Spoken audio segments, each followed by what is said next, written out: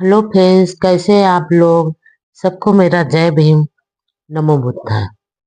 Baba Saheb Ambedkar life and mission में सत्याग्रह में शामिल होकर छुआछूत के कलंक को धो डाले। बाबा साहब अपने प्रमुख सहयोगियों व लगभग 200 प्रतिनिधियों के साथ 24 दिसंबर 1927 को बंबई से महाड़ के लिए समुद्री मार्ग से रवाना हुए। रवाना होने से पहले उन्होंने अछूतों को आह्वान किया, सत्याग्रह में शामिल होकर छुआछूत के कलंक को धो डालें और इसके लिए जिनसे जो बन पड़े धन व अन्न देवे। रास्ते में जगह जगह बंदरगाहों पर सत्याग्रहियों ने जय घोष किया। दूसरे दिन 25 दिसंबर को दोपहर दास गांव पहुंचे। वहां लगभग 3000 अछूतों ने बाबा साहब का गगनभेदी जय घोष के साथ स्वागत किया। वहां से उनको जुलूस के रूप में महाड़ ले जाया गया। दास गांव महाड़ से 5 मील दूर है। यह दूरी सत्याग्रहियों ने पैदल चलकर पूरी की। डॉक्टर अंबेडकर ने अपने अनुयायियों को अनुशासित रहने व शांति बनाए रखकर महाड़ पहुंचने की सलाह दी। पुलिस अधीक्षक ने डॉक्टर अंबेडकर से आग्रह किया कि वे पहले जिला मजिस्ट्रेट के ऑफिस में जाकर उनसे मिले। अंबेडकर सहस्त्र बुद्धे के साथ उनसे मिले तो जिला मजिस्ट्रेट ने कहा कि सवर्ण हिंदुओं ने चावदार तालाब को खानगी संपत्ति होने का दावा किया, इसलिए जब तक विवाद का कानूनी फैसला नहीं होता आप सत्याग्रह नहीं करें। अंबेडकर भी बैरिस्टर कानूनी विद्वान थे और बोले, जिस स्थान का हिंदू मुसलमान ईसाई व फारसी उपयोग करते वह स्थान खानगी कैसे हो सकता। खानगी होने पर भी कानूनी दृष्टि से सार्वजनिक ही माना जाएगा। हम सत्याग्रह जरूर करेंगे। आखिर मजिस्ट्रेट की यह बात कि उनको भी परिषद द्वारा आयोजित सभा में बोलने की अनुमति दी जाए। यह बात अंबेडकर ने मान ली। उस दिन महाड़ में लगभग 15,000 महिला पुरुष सत्याग्रह में एकत्रित हुए थे। सत्याग्रह की तैयारियां पूरी थी। दूसरे दिन लगभग 5,000 अछूतों ने सत्याग्रही के रूप में अपने नाम लिखवाए। दूर दूर से आए हजारों अछूतों ने जोरदार उत्साह व जोश था। वे बाबा साहब की जय जयकार कर रहे थे। अंबेडकर सम्मेलन के पंडाल की ओर गए और वहां सभी के साथ खाना खाया। इधर पुलिस ने सुरक्षा के कड़े बंदोबस्त करते हुए धारा 144 लागू कर दी। शाम को 4:30 बजे सम्मेलन शुरू हुआ। विशाल सभा में अधिकतर के पहनावे में गरीबी साफ झलक रही थी। ज्यादातर अछूतों के बदन पर कुर्ता भी नहीं था। दाढ़ी बड़ी हुई थी, नंगी पीठ थी, लेकिन वहां बैठे स्त्री पुरुषों के चेहरे उत्साह व आशा से खिले हुए थे। ज्यों ही मंच पर बाबा साहब ने खड़े होकर अपना हाथ आसमान में उठाते हुए संघर्ष का आह्वान किया तो आसमान बाबा साहब की जयघोष से गूंज उठा। फिर सभी शांत होकर उन्हें सुनने लगे। अंबेडकर ने कहा, हम तालाब पर इसलिए जाना चाहते हैं क्योंकि हम भी औरों की तरह इंसान हैं और इंसान की तरह सम्मान व स्वाभिमान से जीना चाहते हैं। सत्याग्रह स्थगित, लेकिन सम्मान व स्वाभिमान का संघर्ष जारी। शाम को सम्मेलन में मजिस्ट्रेट आए और बोले, प्रस्ताव के अनुसार सार्वजनिक तालाब सबके लिए खुला है, लेकिन 12 व्यक्तियों ने कोर्ट में यह दावा पेश किया है कि चावदार तालाब खानगी संपत्ति है, इसलिए कोर्ट के फैसले का आपको इंतजार करना चाहिए। पहले सत्याग्रह के दौरान जिन लोगों ने आप पर हमला किया था उन्हें सजा दी गई। यदि आप भी कानून तोड़ेंगे तो आपको भी सजा भुगतनी पड़ सकती है। एक शुभचिंतक के नाते मैं आपको सलाह देता हूँ कि आप कोर्ट के फैसले तक सत्याग्रह स्थगित रखें। वे ये कहकर चले गए। वहीं पर बाबा साहब ने कहा, मेरा हृदय यह देखकर खुशी से उछल रहा है कि आप अपने सम्मान व मानवीय अधिकार हासिल करने के लिए सत्याग्रह को तैयार हैं, लेकिन संघर्ष छिड़ने से पहले अच्छा हो इसके कानूनी पथ पर भी विचार कर लें। सभी ने सत्याग्रह के लिए समर्थन किया। भीड़ में अपार जोश था। हालात से मजिस्ट्रेट को अवगत करा दिया।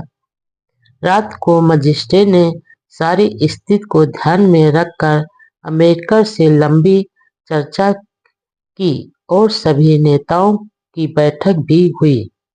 वहां 2 समाज सुधारक सवर्ण नेताओं ने सत्याग्रह का समर्थन किया और विश्वास जताया कि अंबेडकर जैसे ज्ञानी व प्रतिभाशाली नेता तुम्हारे दुख जरूर दूर करेंगे, लेकिन फिलहाल स्थगित करना ही उचित होगा। लंबे विचार विमर्श के बाद यह तय हुआ कि कोर्ट का फैसला होने तक सत्याग्रह स्थगित किया जाए और इस फैसले से मजिस्ट्रेट को अवगत करा दिया गया। साथ ही यह तय किया गया कि सुबह तालाब का चक्कर लगाता हुआ जुलूस निकाल कर सम्मेलन समाप्त कर लिया गया।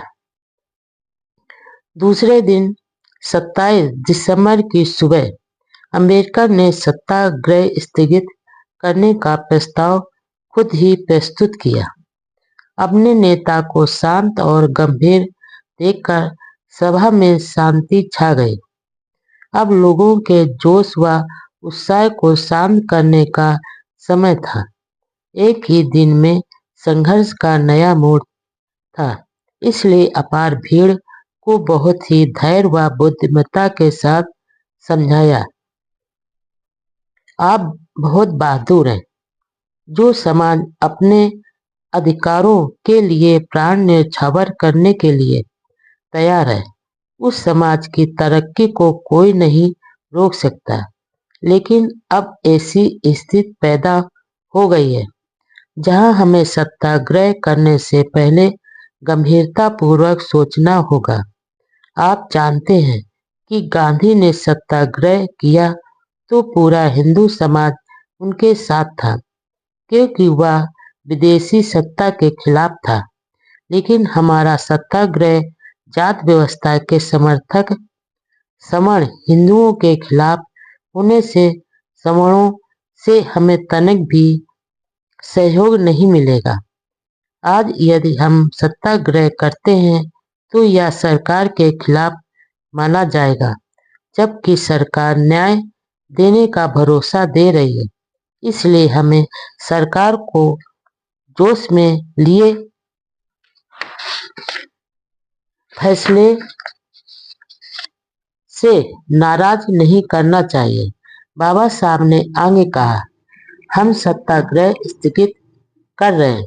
इसका मतलब यह कतई नहीं है कि हमने संघर्ष करना बंद कर दिया। जब तक चावदार तालाब पर हमारा भी अधिकार नहीं होगा, हमारी लड़ाई जारी रहेगी।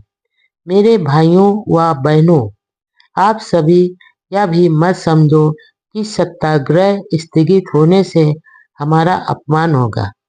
मैं तुम्हारी भावनाओं व आक्रोश को समझता हूँ, लेकिन मैं भरोसा दिलाता हूँ कि हमारा लक्ष्य हासिल किए बिना मैं शांत नहीं बैठूंगा।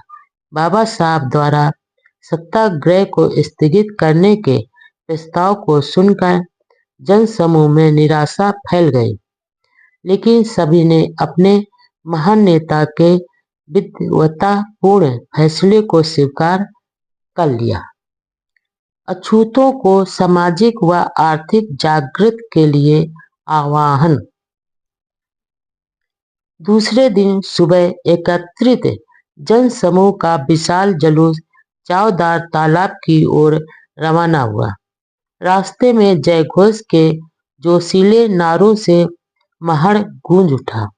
अधिकतर सवर्ण अपने घरों में बंद हो गए तथा रूढ़वादी हिंदू बदले की भावना में पूछ कटी छिपकली की तरह तड़प रहे थे। 2 घंटे बाद जुलूस वापस सम्मेलन के मंच तक आया। बाबा साहब ने लगभग 1000 महिलाओं की अलग सभा में कहा, आप अपने आप को अछूत नहीं समझे। साफ सुथरा जीवन व्यतीत करें, साफ वस्त्र पहने, मन को निर्मल रखें और आत्म सहायता की भावना खुद में पैदा करें। अपने भाषण में उन्होंने धीमी आवाज में यह भी कहा, यदि तुम्हारे पति शराब पीते हो तो उन्हें खाना मत दो। अपने बच्चों को स्कूल भेजो। स्त्री शिक्षा व ज्ञान बहुत जरूरी है, इसलिए कष्ट उठाकर भी लड़कियों को शिक्षा दो। अपनी संतानों को इस प्रकार ढालो कि वे दुनिया में आपका नाम रोशन करें। पुरानी कुरीतियों को जितनी जल्दी हो सके छोड़ दो। मरे जानवरों का मांस मत खाओ। दूसरे दिन बाबा साहब यह देखकर बहुत खुश हुए कि अपने अपने गांव लौटते समय स्त्रियों के पहनावे में सुधार हुआ था। शाम को अंबेडकर ने महाड़ के चमार मोहल्ले में सभा करी। वहां सभी अछूत जातियों में एकता व सामाजिक व आर्थिक जागृति का बिगुल बजाया। अपने ओजस्वी भाषण में उन्होंने कहा, सत्याग्रहियों का यह समूह वीरों का समूह है, इसलिए यहाँ जात पात का कोई स्थान नहीं है। तुम्हें सुख चाहिए या इंसानियत का सम्मान, यह तय कर लो। इंसानियत के बिना तुम्हारा वैभव व्यर्थ है। इंसानियत का हक हासिल करने के संघर्ष में चमारों को भी शामिल होना चाहिए। इतिहास में अमर हो जाओगे, वरना आने वाली पीढ़ियां तुम्हें कोसेंगी। इस प्रकार महाड़ के संघर्ष का वह पड़ाव पूरा हुआ, लेकिन बाद में जब अंबेडकर को महसूस हुआ कि अब भविष्य में सत्याग्रह संभव नहीं होगा, तो चावदार तालाब के पानी को अछूतों द्वारा उपयोग में लेने के लिए कोर्ट में दावा पेश कर दिया। अगले कई सालों तक मुकदमा चलता रहा और अंबेडकर पैरवी करते रहे। आखिर 17 मार्च 1937 को बम्बई हाई कोर्ट ने अछूतों के पक्ष में फैसला दिया। 10 वर्ष तक कई मुश्किलों का सामना करना पड़ा, लेकिन जिस सामाजिक सम्मान व स्वाभिमान के लिए वे संघर्ष कर रहे थे, उसमें खुद अंबेडकर व पूरे अछूत समाज की जीत हुई।